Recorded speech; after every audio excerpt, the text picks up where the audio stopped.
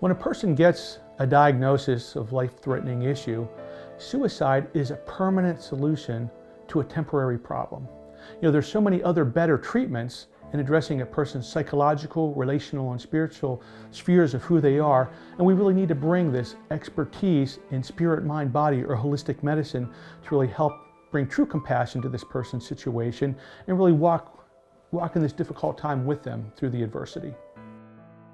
To me, when a person is asking for PAS or considering physician-assisted suicide, they want to know that they're still valuable, that their life still has meaning and purpose. And so 96% of suicide attempts actually end in the person living, but they're so happy that their suicide attempt didn't work, and now they have purpose, they have meaning, and they can connect with God, with their loved ones, with their spouse and family in ways that are enriching and fulfilling. As a psychiatrist, I'm opposed to physician-assisted suicide. There's a lot of better ways to manage those situations when we bring expert care, especially psychiatric care, and true compassion into the situation. And so our science is limited in being able to help physical illness and disability at times, but we powerfully are able to help those that struggle with psychological and spiritual issues. And so the answer to somebody's struggles towards those difficult, adverse seasons of life, towards the end of life, is to really bring true compassion.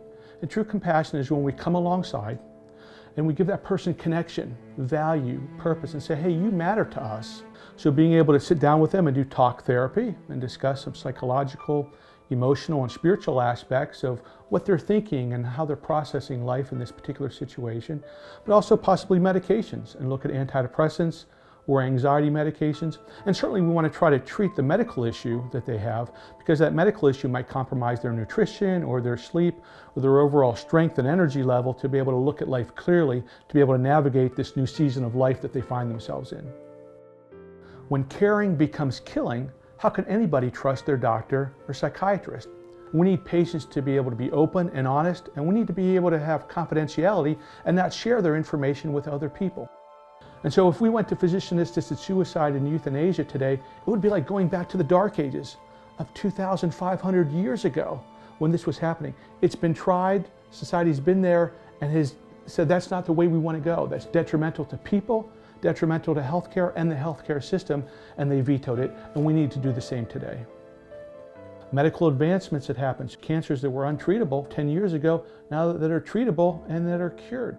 But when we get a diagnosis like this and we hear death as part of it, people get afraid and their mind just jumps to the worst case scenarios of what could happen, the loss of autonomy, the loss of control, debilitating your family and sucking the energy and hope out of them.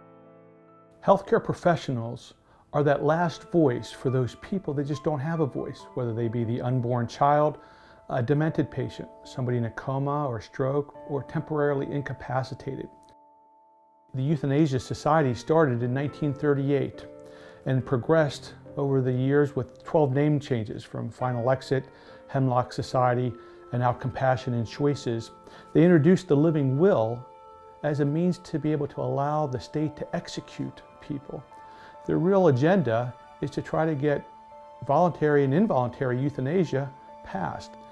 And as we give people the message, especially our young people, that society, that the authority feels that life isn't valuable anymore. There's no meaning, there's no purpose to life.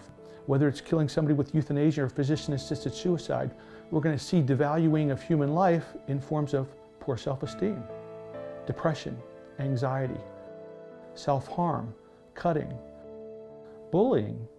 When we start to treat people, look at ourselves and others as commodities or objects, it really demoralizes people and really impairs our society in profound ways. We need to value human life. Your own life and the human life of others is so important. And so as we look at suffering, as we look at people's struggle, we need to be able to really look at that. How do we address these things from a bio, psycho, spiritual approach? A really holistic approach where we look at the whole person and address their psychological, emotional, and spiritual spheres of who they are. These insidious programs of physician-assisted suicide and euthanasia are compromising that doctor-patient relationship. And you want a healthcare worker that is on your side, that's going to fight for you when the chips are down. So go to bat for your healthcare worker and look to protect them when these kind of legislation and laws come for your vote.